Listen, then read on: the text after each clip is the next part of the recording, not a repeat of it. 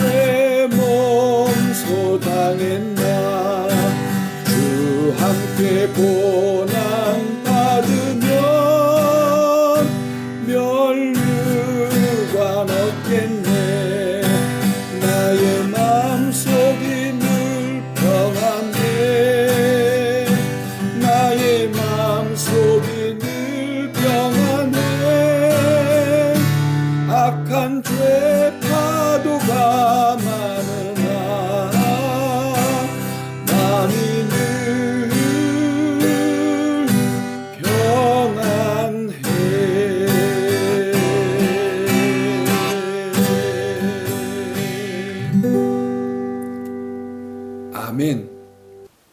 예, 오늘 우리가 함께 살펴보고 은혜를 나눌 말씀은 시편 55편이 되겠습니다. 시편 55편입니다. 우리 함께 봉독하도록 하겠습니다. 하나님이여 내 기도에 귀를 기울이시고 내가 간구할 때에 숨지 마소서. 내게 굽히사 응답하소서. 내가 근심으로 편하지 못하여 탄식하오니 이는 원수의 소리와 악인의 압제 때문이라. 그들이 죄악을 내게 더하며 노하여 나를 핍박하나이다. 내 마음이 내 속에서 심히 아파하며 사망의 위험이 내게 이르렀도다. 두려움과 떨림이 내게 이르고 공포가 나를 덮었도다. 나는 말하기를 만일 내게 비둘기같이 날개가 있다면 날아가서 편히 쉬리로다. 내가 멀리 날아가서 광야에 머무르리로다. 내가 나의 피난처로 속히 가서 폭풍과 광풍을 피하리라 하였도다. 내가 성내에서 강포와 분쟁을 보았사오니 주여 그들을 멸하소서. 그들의 혀를 잘라버리소서. 그들이 주야로 성벽 위에 두루 다니니 성중에는 죄악과 재난이 있으며 악독이 그 중에 있고 압박과 속임수가 그 거리를 떠나지 아니하도다. 나를 책망하는 자는 원수가 아니라 원수일진데 내가 참았으리라. 나를 대하여 자기를 높이는 자는 나를 미워하는 자가 아니라 미워하는 자일진데 내가 그를 피하여 숨었으리라. 그는 곧 너로다. 나의 동료, 나의 친구요, 나의 가까운 친으로다. 우리가 같이 재미있게 의논하며 무리와 함께하여 하나님의 집안에서 다녔도다. 사망이 갑자기 그들에게 임하여 산채로 스올에 내려갈지어다. 이는 악독이 그들의 거처에 있고 그들 가운데에 있음이로다. 나는 하나님께 부르짖으리니 여호와께서 나를 구원하시리로다. 저녁과 아침과 정오에 내가 근심하여 탄식하리니 여호와께서 내 소리를 들으시리로다. 나를 대적하는 자 많더니 나를 치는 전쟁에서 그가 내 생명을 구원하사 평안하게 하셨도다. 옛부터 계시는 하나님이 들으시고 그들을 낮추시리이다. 그들은 변하지 아니하며 하나님을 경외하지 아니함이니이다. 그는 손을 들어 자기와 화목한 자를 치고 그의 언약을 배반하였도다.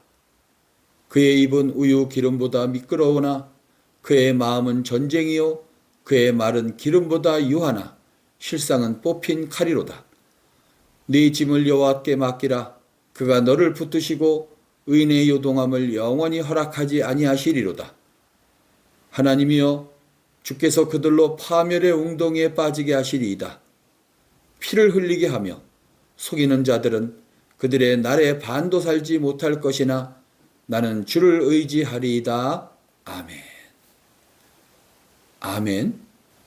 네, 오늘 우리가 함께 살펴볼 시편 55편은 다윗이 지은 시로서 비탄시에 속하게 되는데요. 절망에서부터 불평을 거쳐서 마침내 하나님의 도우심을 확신하는 데까지 이르는 그 감정의 변화 과정을 아주 선명하게 잘 나타내고 있습니다. 이 본시의 제작 배경이기도 한 이 압살롬의 반역 사건은 BC 979년에 일어난 사건인데 다윗이 왕으로 즉위한 지 32년이자 다윗이 사망하기 9년 전에 일어난 사건이 되겠습니다.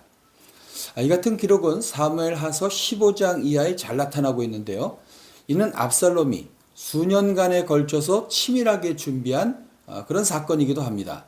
압살롬은 자기 주변에 용사들을 모아들이기 시작했고 그리고 직접 다윗 왕을 대신해서 백성들의 송사를 담당하고 그 문제들을 해결해 줌으로써 민심을 확보하는 데 주력했고 게다가 당대 최고의 모사며 그리고 다윗 왕의 최측근이었던 아히도벨을 포섭함으로써 그 역모에 화렴점정을 찍게 됩니다. 이 같은 상황을 전혀 모르고 있던 다윗 왕은 역도들이 예루살렘 성을 쳐들어오기 직전 백성들의 민심이 자신으로부터 멀어졌다는 사실을 알고 난 후에야 이 사태의 심각성을 깨달을 수가 있었죠. 과거 온갖 시련을 겪어온 다윗이지만 아들 압살롬과 그리고 친구 아히도벨을 중심으로 한 이 같은 반역은 다윗에게는 최대의 위기의 상황이라 할 수 있었습니다. 이 같은 급박한 상황에서 읊어진 본시는 탄식의 시일 수밖에 없는 것이죠. 그러나 우리가 잘 알다시피 다윗은 여기서 마냥 이런 상황 속에서 슬픔에만 빠져있지 않았습니다. 그는 곧바로 하나님께 자신의 형편을 토로하고 그리고 구원을 강조하는 중에 하나님의 공의로우심을 새삼 확인하기에 이릅니다. 이에 따라 다윗은 자신이 이 상황에서 구원될 뿐만 아니라 악인의 무리들은 멸망하고 말 것임을 확신하고 있게 됩니다. 네, 이제 그럼 오늘 본문을 한 세 단락으로 나누어서 좀 더 자세히 설명을 드리도록 할 텐데요. 네, 먼저 첫째로 다윗은 1절부터 8절에 보니까 자신이 처한 어려움으로 인해서 극도의 슬픔을 나타내면서 이 고난으로부터 벗어날 수 있게 되기를 하나님께 간절히 간구하는 모습을 보게 됩니다. 극한의 환난으로 인해서 자신의 처지를 탄식하며 기도하는 모습을 드러내고 있는 것인데요. 1절과 2절을 보니까 하나님이여 내 기도에 귀를 기울이시고 내가 간구할 때 숨지 마소서. 내게 굽히사 응답하소서. 내가 근심으로 편하지 못하여 탄식하오니 라고 고백하고 있는 것을 보게 됩니다. 이렇게 다윗은 하나님의 신속한 응답을 호소하는 말로 이 시를 시작하고 있는데요. 이것은 지금 다윗이 처한 상황이 얼마나 전례 없는 극심하고 혹독한 상황인가를 잘 나타내주고 있다 하겠습니다. 아무리 하나님의 크신 도움의 손길을 체험하고 산전수전 다 겪으면서 살아온 다윗일지라도 아들 압살롬과 절친이었던 이 아이도벨의 반역은 다윗에게는 크나큰 충격이 아닐 수 없었던 것이죠. 그러므로 다윗이 자신의 처지를 아뢰기도 전에 황급히 먼저 하나님의 구원의 손길을 간구하는 그 외침으로 본시를 시작하는 그 심경은 우리가 익히 짐작할 수 있을 것입니다. 이제 압살롬의 역도들은 다윗의 왕궁과 가까운 곳까지 진출해 오고 있습니다. 사망의 그림자가 다윗의 목전에 드리워져 있었으며 역도들의 함성이 크면 클수록 다윗에게 죽음의 공포는 점점 더 가중되어 가고 있습니다. 6절과 7절을 보니까요. 나는 말하기를 만일 내게 비둘기같이 날개가 있다면 날아가서 편히 쉬리로다. 내가 멀리 날아가서 광야에 머무르리로다. 아멘. 이렇게 고백하는 것을 보게 되는데 다윗은 이처럼 현실로부터 도피하고 싶은 그런 심정을 토로하고 있지만 사실은 도피로가 끊겨버린 그런 진퇴양난의 위기를 나타낸 것이라 할 수 있겠습니다. 그러나 낙심하고만 있을 수 없었던 다윗은 자신이 처한 상황과 그로 인한 심리적 고통을 낱낱이 하나님께 아뢰고 있습니다. 3절과 5절을 보니까요. 이는 원수의 소리와 악인의 압제 때문이라. 그들이 죄악을 내게 더하며 노하여 나를 핍박하나이다.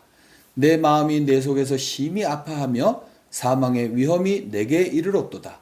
두려움과 떨림이 내게 이르고 공포가 나를 덮었도다. 아멘. 두 번째 단락에서 다윗은 9절부터 14절이 되겠는데요. 여기서 다윗은 의인의 고난과는 대조적으로 악인들이 득세하는 현실로 인해서 탄식하고 있는 것을 보게 됩니다. 특히 다윗을 배반한 자들이 지금 권세를 얻는 일로 인해서 크게 슬퍼하며 탄식하는 내용이 되겠는데요. 네, 우리가 다 아는 바와 같이 예루살렘 성이라고 하는 것은 하나님의 성소가 있고 또한 하나님의 공의가 분명하게 실현되어야 하는 아주 구별된 거룩한 곳입니다. 그럼에도 압살롬 일당은 백성들을 현혹하고 다윗 왕을 해할 모의를 하는 등 거룩한 성 예루살렘을 불의와 그리고 피비린내 나는 살육의 현장으로 바꿔놓고 있던 것이죠. 그뿐만 아니라 다윗과 매우 밀접했던 아이도벨, 예전엔 다윗을 위해서 수많은 책략을 짜내기도 했고 그로 인해 다윗의 큰 신임과 사랑을 받았던 친구의 배신과 그로 인해 득세하고 힘을 얻어가는 모습을 보고 있으면 그것이 더욱더 다윗에게 상상할 수 없는 충격과 슬픔을 안겨다 주었을 것입니다. 네, 그리고 마지막 단락인 15절부터 23절까지 해서 다윗은 자신이 겪고 있는 그 현실적인 이 극도의 슬픔 가운데서도 하나님이 자신의 기도에 응답하실 것이라고 하는 확신으로 넘치는 것을 보게 되는데요. 여기서 다윗은 악인들은 그들의 사악성 때문에 반드시 멸망당할 것이고 의인들은 그들이 기도하는 대로 구원될 것이라고 하는 사실을 확신 있게 선포하고 있습니다. 15절과 16절을 보니까 사망이 갑자기 그들에게 임하여 산채로 수월에 내려갈지어다. 이는 악독이 그들의 거처에 있고 그들 가운데 있음이로다. 나는 하나님께 부르짖으리니 여호와께서 나를 구원하시리로다. 아멘.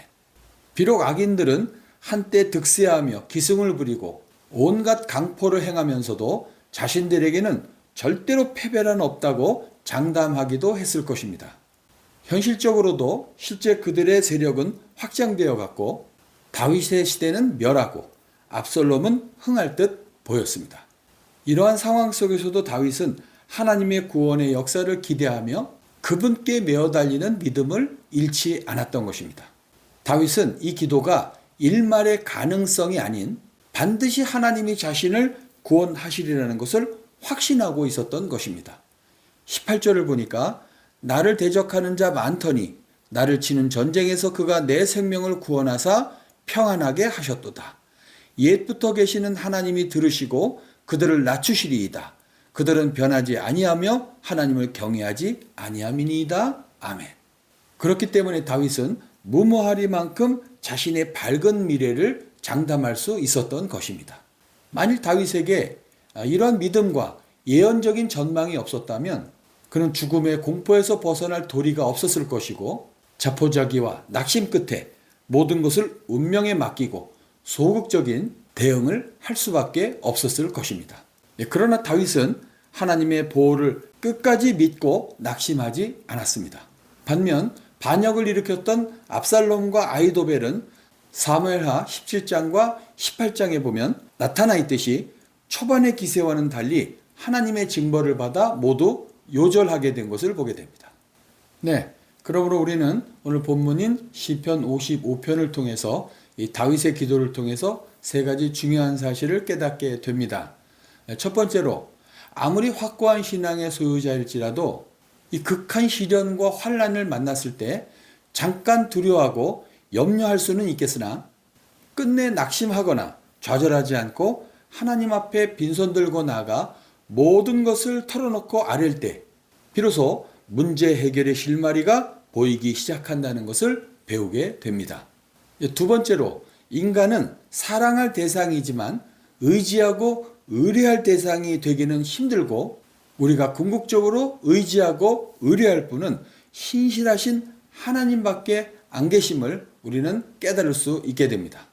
그리고 세 번째로 오늘 본문 다윗의 기도가 우리에게 주는 메시지는 말씀에 근거한 그런 확신에 찬 기도라야 하나님의 응답을 경험할 수 있으면서 또 성도들은 악인의 형통을 부러워해서도 그것으로 인해 실족해서도 안 된다고 말씀하고 있습니다. 베드로전서 1장 6절부터 7절은 우리에게 이렇게 말씀하고 있습니다. 그러므로 너희가 이제 여러 가지 시험으로 말미암아 잠깐 근심하게 되지 않을 수 없으나 오히려 크게 기뻐하도다. 너희의 믿음의 확실함은 불로 연단하여도 없어질 금보다 더 귀하여 예수 그리스도께서 나타나실 때 칭찬과 영광과 존귀를 얻게 할 것이라. 아멘. 그러므로 우리 은혜마을교회 성도분들께서도 이와 같이 그리스도인들에게 고난은 오히려 하나님께 우리의 믿음을 더 보여드릴 수 있는 기회임을 알고 어떤 어려움과 고난 속에서 특별히 부정과 부패가 난무하고 배신이 횡행하는 세상 속에 살지라도 오히려 그 속에서 더욱더 하나님을 의지하고 기도할 때 더욱이 하나님이 우리에게 하신 약속의 말씀을 붙들고 기도할 때 반드시 하나님께서는 구원하시고 오히려 고난받기 이전보다 더 확실한 믿음을 우리에게 갖게 하시고 또 굳센 믿음으로 세상을 능히 이기고도 남는 하나님의 백성으로 살아가게 하실 줄 믿고 당당하게 복음을 외치며 살아가시는 우리 모두가 될 수 있기를 예수 그리스도의 이름으로 축원합니다. 기도하겠습니다. 하나님 아버지, 극도의 슬픔과 고통 속에서도 하나님을 바라보며 기도하기를 잊지 않았던 다윗의 믿음을 본받아서 어떤 어려움과 고난 속에서도 하나님의 응답하심을 믿으며 하나님의 도움의 손길을 확신하며 오히려 이 고난을 통해서 하나님께 한 걸음 더 다가갈 수 있도록 우리 은혜마을교회 성도들에게 성령 충만함으로 함께하여 주시옵소서. 예수 그리스도의 이름으로 기도 올리옵나이다. 아멘. 네, 주님 가르쳐 주신 기도로 예배를 마치겠습니다. 하늘에 계신 우리 아버지, 아버지의 이름을 거룩하게 하시며 아버지의 나라가 오게 하시며 아버지의 뜻이 하늘에서와 같이 땅에서도 이루어지게 하소서. 오늘 우리에게 일용할 양식을 주시고 우리가 우리에게 잘못한 사람을 용서하여 준 것 같이 우리 죄를 용서하여 주시고 우리를 시험에 빠지지 않게 하시고 악에서 구하소서. 나라와 권능과 영광이 영원히 아버지의 것입니다. 아멘. 아멘. 네, 예배를 마쳤습니다. 돌아오는 주일까지 건강하시고 행복하시기를 바라겠습니다. 감사합니다.